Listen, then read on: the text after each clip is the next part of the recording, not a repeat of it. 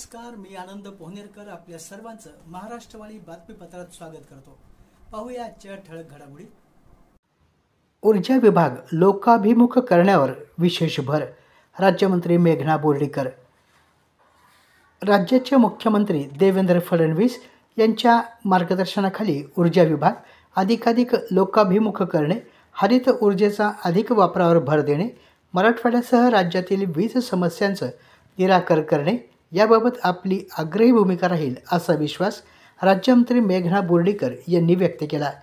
28 डिसेंबर रोजी Sahyadri अतिथीगृहामध्ये MSCB holding कंपनीच्या पार पडलेल्या बैठकीत राज्यमंत्री मेघना बोर्डीकर यांनी मुख्यमंत्री तथा ऊर्जामंत्री देवेंद्र फडणवीस यांच्या प्रमुख उपस्थितीमध्ये होल्डिंग कंपनीच्या उपाध्यक्षपदाचा पदभार स्वीकारला।